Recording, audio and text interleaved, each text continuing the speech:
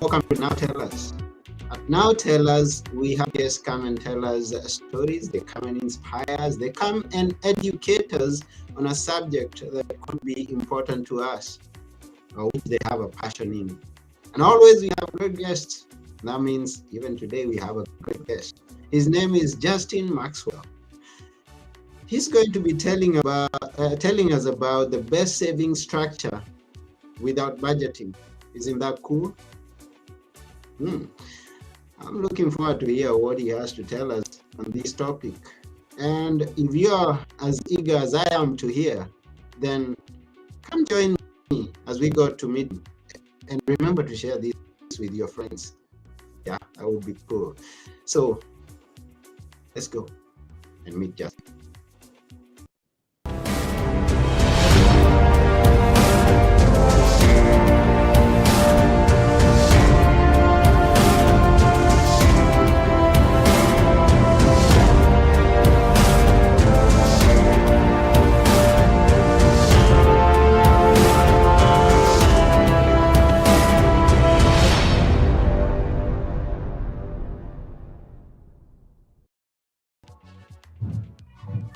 Hello, Justin. Hello, Anthony. Thank you for letting me be here with you. I'm doing very well. Thank you. You're most welcome, and we are honored to have you here. Thank you. I appreciate it. Can we know where you are? Yeah, I'm in Salt Lake City, Utah. That's cool. How's the weather? How's the weather there? Well, it's cold and snowy. Yeah, we've had a lot of snow this year. We've actually broken records with the amount of snow at our ski resorts, which is good because the ski resorts really like a lot of snow. So it's been good for them. Oh, that's cool. And it's just a day after Valentine's. How did you celebrate yours? Well, unfortunately, my wife was sick, and so it was just spent inside, and I cleaned the house for her and took care of the kids. So it wasn't as romantic or what I was actually looking forward to doing, but that's what it turned out to be. That's cool of you. You're one who helps. Yeah, and that's why we have families to be there for one another when we need it. Yeah, just we got to help when it's needed. So it was unfortunate, but it's the way it is. So we just got to roll with it. Yeah. Talking of finances, please let us know who is Justin in regards to what we are tackling today. Yeah, so I appreciate the opportunity to speak on this. This is something that I focus on heavily in my practice. One of the things that I really try and help people do is find ways to keep more of their money, or in other words, save more of their money. If you can't save money, then you're not going to be able to build wealth. You're not going to be able to create certainty around your dollars. If big black swan events happen, those things can wipe you out and cause a lot of stress, divorce, loss of jobs, loss of homes, etc. And so if you can learn to save all along the way and create savings, then you're going to create certainty. You're going to be able to be a little more vibrant at work. You're going to be a little more passionate with what you're doing because you have a certainty that's been built up on the financial side. And even if it's subtle, it will ripple through other areas of your life. So I help people create structures and find ways to save more money, whether that's on taxes or through different government programs that are offered in the United States, or just look for ways to help people create more opportunities to save more of what they're making so it doesn't slip away into all the things that want to take our money. So that's a really good overview of what I like to do. Yeah, that's cool. And before this, you are a teacher. Tell us about that. I love teachers because teachers shape our livelihood. Yeah, so I did used to teach. I was a school teacher. I taught physical education. I taught physical education for 7 years. I'm really passionate about teaching. I feel education is really important, but I hit a point where I needed to make more money for my family. I don't know if you're familiar with the way the United States teachers get paid, but it's not super fabulous. It's good, but it's not something that is going to push limits of income. And with my wife choosing to stay home and stay with our children, it was causing us to not have as much money to spend or to even like enjoy other opportunities. So I looked for other things, and I've found this is a nice fulfillment that allows me to help more people. Honestly, I get to help more people outside of my teaching. I still get to teach people, but I just do it in a different way. Now I teach people how to create savings opportunities versus in the classroom. So I teach people life skills outside the classroom instead of in the classroom. Once a teacher, always a teacher. Yes. Yeah. That's good point. That's good. Yeah. So dive us into this topic. What is this structure that you're so passionate about, and can it help? And just for your information, our audience is from all over the world. Although we have quite a number from the States, but we have others from Europe, others from Africa, and I believe this is something. I mean, saving is all over. I mean, from wherever you come from, I think it's something that we should always and all consider saving. Yes, correct. Yeah, it doesn't matter where you are in the world. This structure will work anywhere in the world. You might have to be a little more creative in other parts of the world, but you can still create the framework is what is more important, and you can apply the framework to wherever you are in your situation to create this and make it work for you. So it doesn't matter if you're not in the United States, but it is very much applicable to anyone. I think it's important to just take one step back first before I dive into how it works and just really highlight the importance of saving, because I think people don't understand the value of it. Because right now in the United States, the current savings rate of like what percentage of someone's income that they're actually saving. So if they take home $10,000 a month, the average savings rate is about 2% of that in the United States. Like I know other countries, it's much more than that, but typically you're probably going to look between about 5 and 10% of someone's income is saved by the typical person. Some people are way more than that. Some people save zero, but that's the average person is going to save 5 to 10% of their income. Now, the issue with only 5 to 10% of the income is that at some point in someone's life, they're going to reach a point where they can't work anymore or they want to retire from what they're doing. But if you've only been saving 5 to 10% of your income, you're likely not going to have enough money to sustain the same lifestyle that you're currently living for the rest of your life after you're done working. And so you're going to have to reduce your lifestyle when you're at the end of your life. So you're going to have to take away things you like doing because you don't have enough money to afford doing them anymore. So that could result in you not enjoying life as much, being a little bit more crabby or a little bit more angry about life. And so and then it can reverberate into your family members because you're angry, they feel it, and it can cause strain on relationships. So 5 to 10% is not enough money to live on long term. So you have to save more than that. You have to create more savings opportunities, and this structure helps people do that. Typically, using this structure, if you looked at over a 30-year period, you're going to probably have someone that's going to save 4 to 5 times more money than if someone was just saving 5 to 10% of their income over their lifetime, and it doesn't have any negative effect on someone's lifestyle. So it's really powerful. You just have to set up the structure and then live your life and just keep trying to make more money and bring more value to the world. And then you can be better outside. And this structure helps create certainty in that savings realm. So I hope that was a good foundation, and then I can explain the structure. What did you think about? Was that a good explanation? Yeah, that's a very good foundation. I mean, imagine that the latter days of your life, days that you may not be as strong as you are right now, and to have set something aside is a very good thing to consider in one's life. Yes, so that's good. And then you say it's without budgeting. So I'm curious to know about this structure, how it works. Yeah, so let me talk about the budgeting, and then I'll dive right into the structure, and we can stop leaving the cliffhanger for people, a little carrot, so people keep listening. But budgeting typically doesn't work for people because it causes people to think restrictive. So like when you're budgeting, you're thinking, I only can spend this much dollars on this. I can only spend this much dollars on this. And so they start restricting what they want to spend money on versus just thinking about more abundantly and wanting to go help more people and make more money and be more prosperous. They start taking away things that help them feel fulfillment. And so they hate budgeting, and it causes them to feel guilty when they break a budget or they spend money on something that they should be enjoying, but because it's not in the budget, it makes them feel guilty.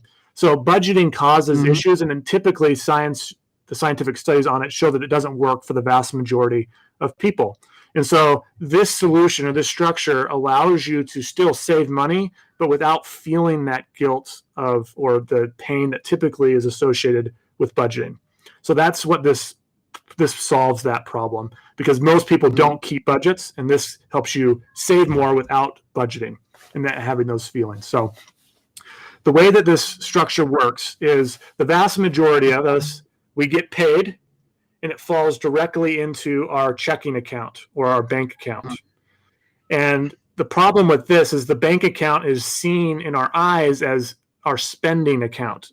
And so we should probably change the name of our bank account to our spending account, because once the money is in our spending account, life comes. We have mortgages and rents, we have grocery bills, we have childcare expenses, we have Amazon purchases, we have everything that we need to spend money on, and it gets sucked out of here. And then before we know it, we're like, I should have had this much money. I should have $1,000 saved, but my account shows zero. Why is it doing that? It's because we as humans unconsciously spend. It's so easy to spend money that we don't even realize that we're doing it. There's so many different avenues, specifically in the United States, with the way that the consumeristic style of the United States. I'm not familiar with other parts of the world when it comes to consumerism, but I'm guessing it's still accessible in other parts of the world as well, where we can just consume. There's so much things advertised to us that we just buy. And before we know it, money is gone from us without us realizing that it's gone. And so we don't have anything left over to save because we haven't saved first.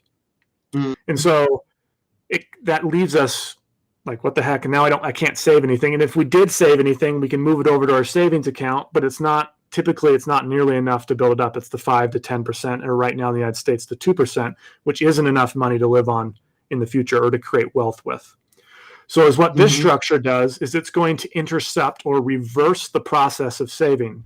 So we have our saving account, our spending account, which stays exactly the same, but we're going to insert another account above it. Okay, so the money is going to come in, but it's going to be captured inside this reservoir account, is what we are calling it, or a wealth preserve account, or a wealth capture account is another word. It gets captured here, and then you set up an automation, which will then send the money down to the spending account for whatever you need to live on each month.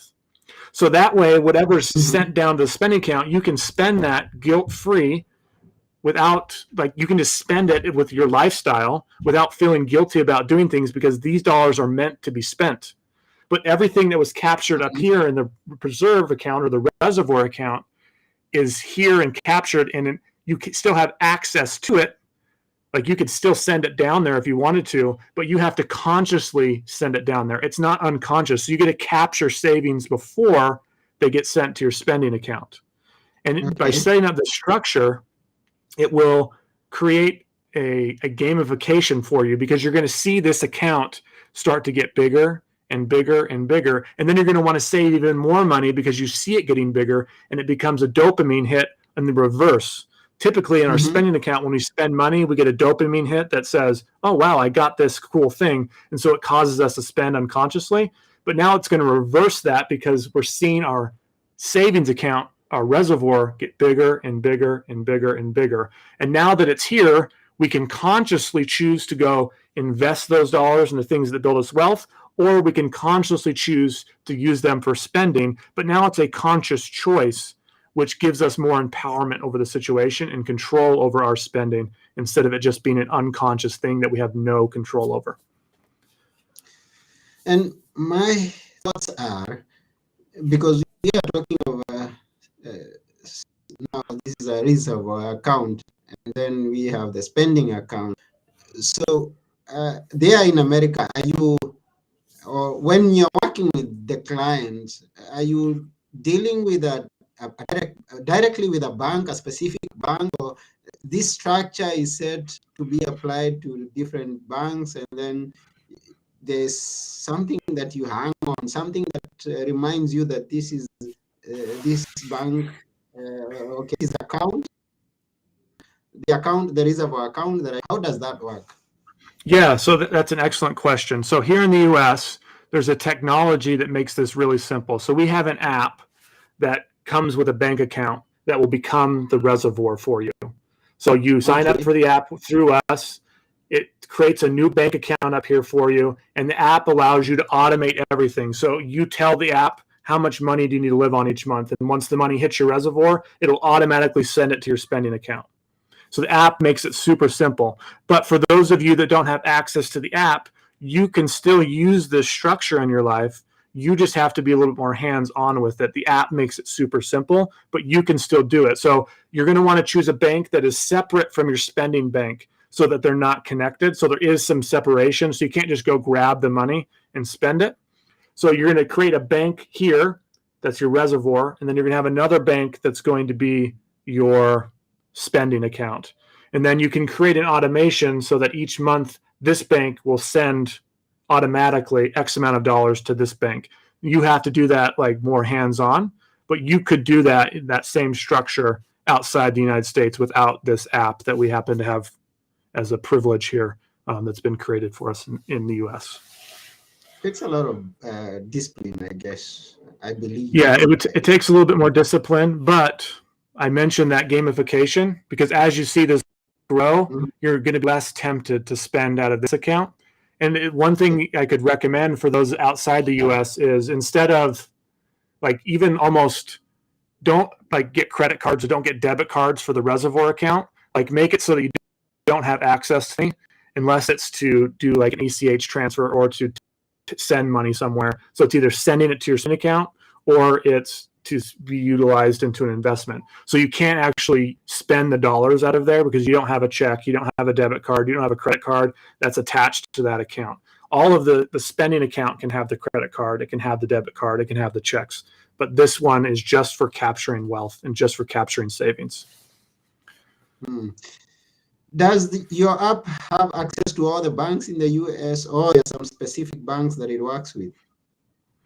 The app, we'd have to see if it can be accessed outside the US by other citizens.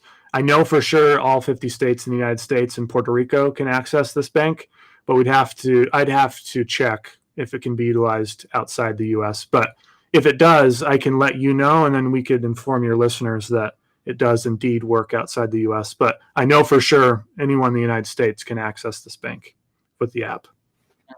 Okay. And talking about discipline, and although there is a gamification that is there, I believe, or I have experienced in a lot of things that it takes someone who's watching you, someone whom you are accountable to, kind of a coach or something like that, that reminds you, hey, you didn't do that. Hey, you said you saved this amount of money, you haven't saved. Is there such an arrangement with people that you work with? Yeah, that's so again, if we can make the app work outside the US, it fits really well. But the app I'm your accountability partner on the app. So I'll be able to see your reservoir. I can't have no control over it, but I can see where your dollars are growing, and it will tell me if you're doing things that are outside of what you wanted as a goal. So if you're taking money out of the reservoir to spend, like I'll be able to see that, and I can say, hey, are you wanting to do that, or do you need to rearrange how much money is being sent down to your spending account because you're needing those dollars? And it's okay if you need them, but if you're using them just to spend because you feel the need, like we need to have a conversation. I can have that accountability call conversation because the app allows me the privilege to be that accountability partner with you so that you do stay accountable, and sending, you grow wealth with them. And that's the whole purpose of the app. Okay, I get it. So is the app an internal thing, or is something that is open out there? Is it from your organization, or is it from a specific bank that you? Yeah. So if you Googled the Currents app, you could download it, but the only way to access it is you have to have a strategist or an accountability partner attached to it. So you have to be invited by someone like myself that has access to that bank or to that app or technology. Because you're right on with what you said, because people do need the accountability partner. Otherwise, people don't stay true to it. Some people would, but there's a very large percentage of the population that wouldn't. And so the whole strategy of the app is to really help people actually be successful in their savings. And it has to come with a strategist or that accountability partner in order to have that happen. And so if people wanted access to that, they can reach out to me and I can help them be that accountability partner. If they didn't like me being the accountability partner, I can recommend other people that I know that can help them be accountability partners that have the app and can be their strategist with them. And I want to think that this is a decision that the person is making for himself or herself. Like you go to the bank and then you're told there is this duration of time that you should save with us. Now, because this is my own decision, I make my own time frame. That is what I want to believe. Mm-hmm. Yeah, so this is a long-term solution. And let me explain the power of this long-term solution. Because this will solve your savings problems for the rest of your life. So there's something called Parkinson's law. It's not always applicable to finance, but in finance, it states this: when my income increases, or the amount of money that I'm taking home increases, my expenses are going to rise to meet or exceed that income in about 6 months. And so is what this app does is, as your income increases, it gets captured in the reservoir, or even the structure, it gets captured in the reservoir. So your expenses did not rise to meet or exceed because they got stopped here, because it automatically still, even though your income rose, the reservoir still spit out the exact same number of what you needed to live on. So your expenses stayed the same. And so long term, is your income is going to continue to rise. The vast majority of people in the US, at least, their income rises year over year over year over year. It might not be like hundreds of thousands of dollars, but it's still increasing slowly. But it keeps the expenses. You can still increase the expenses slowly, but now you're consciously doing it, and it keeps that gap. And if we look at the math over time, this enables us to start saving way more money as we increase our income, because we're not allowing our expenses to match our income or to reach that same level. They are dragging behind, so that we are keeping our savings as our main priority versus allowing our expenses to govern our lives. And so this becomes the solution long term, and this will allow us to be more charitable because we're saving more dollars that we can maybe now give to more charities and to help more people, or it can allow us to start more businesses. But it creates this foundation of, I have enough money to sustain a downfall, that I can now take a little bit more risk here, or help someone here, or start this new business here, or maybe start a side hustle here, so that I'm helping more people and doing more good, because I have the financial backing or foundation that allows me to comfortably take that risk, because I know it's not going to destroy me if something goes wrong. So that's the true power of the app, is that it keeps our expenses from rising to exceed or match our new income that we're getting. Okay. So what did you call the app again? Yep, it's called Currents. Currence. Currents, like currency, but it ends with an E. Okay. Currents. Okay. Someone's going to search for it and you find out whether it works all over. And that's a cool idea. It's a cool idea. Yeah. But even those that don't have the app, like, it will take more discipline, but you could still do the same structure. The app just makes it super easy, but you could still do this. It will take a little more discipline, but it will still do the exact same thing for you. You don't need the app. The app just provides ease of use. You can still set it up with the same way without the app. Yeah, so I have a bank account that my money goes in, and then it sieves through. I never get to see what's remaining there if I desire not to. And I don't touch it. That's a fixed place. And then whatever goes through, that's what I'm going to live on. That's what I'm gonna Cor- pay my Correct. rents, pay my bills, and then my Enjoy life with. savings. Enjoy life. And then your Okay. savings account then can be used now that it gets big enough. Now you can start investing in things and get your dollars working for you, which will then fall back into that account. And it can just become this never ending cycle of starting to increase and expand your means so that you're able to do more good, because we need means to feel comfortable enough to do good. Like that's the whole foundation of money. Money doesn't mean anything. It's just a receipt of the good that we do. And the more good we do, the more receipt of money we're going to get. And this helps us capture it so that we're able to do more good. Yeah, and it's good that you mentioned money working for you. The rich don't work for money. They have their money working for them. So if I can save something and I let that money work for me, then that's a good idea for those who Yeah, are not and saved in correct. business. Yeah, it's absolutely key. And the savings is the first foundational piece to investing and getting your money working for you. If you can't save, Mhm. then you can't invest. Like you can dream of it and you can put some dollars there, but if you really want to make a difference and get your dollars truly working for you, you got to send a lot of dollars into that system and get all of those dollars working for you, not just a small amount. And this system will help you provide a lot of dollars to get working for you and creating financial independence and just creating wealth for you so that you and your family can leave a legacy or do more good. Whatever it is that your desire to do with life, you can do more of it because you have this saving system in place.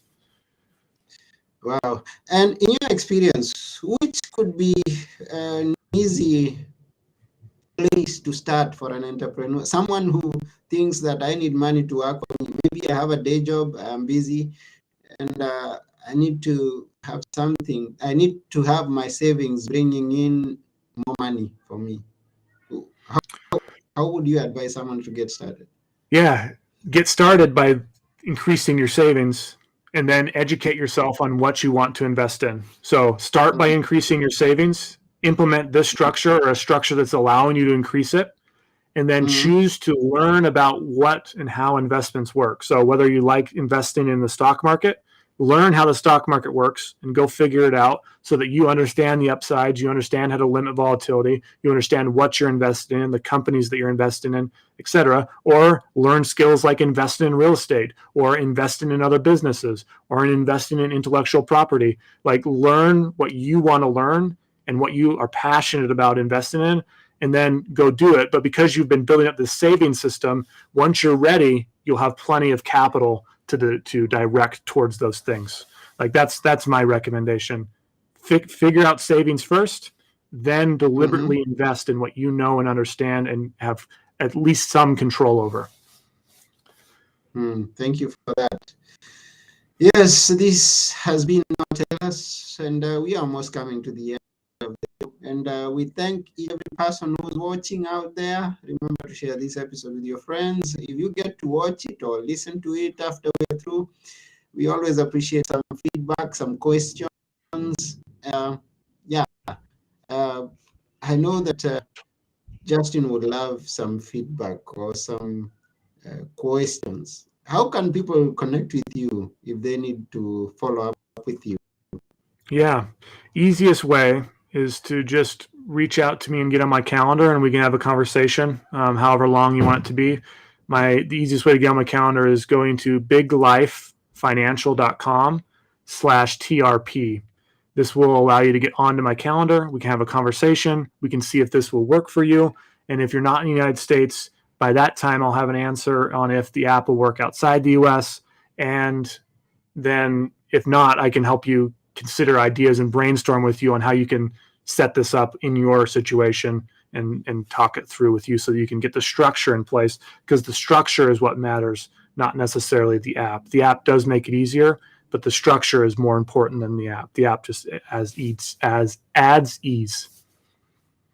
Okay. So go to biglifefinancial.com/TRP and connect with Justin. Thank you very much, Justin, for coming to Now Tell Us. We really Yes. appreciate it. Thank you, Anthony. It's been a pleasure. I appreciate the opportunity. Yeah, and before we go, we'd like to leave us with a few words that we should always remember. Which are they? I think it's let's find ways to help more people and bring more value to the world. Instead of being selfish, like look for ways to solve problems, help more people, and be an influence that's going to change the world for good, instead of trying to drag and restrict and look inward, look outward, and look for solutions that can benefit the world. Wow, thank you for that. We appreciate. Yes, and this is it. That's it for today. This has been Now Tell Us. I've been your host, Anthony Morore, and together with our guest today, Justin Maxwell, we're saying bye for now. Thank you. Save. Go save. Start saving or continue saving. Yeah. Bye. Yeah.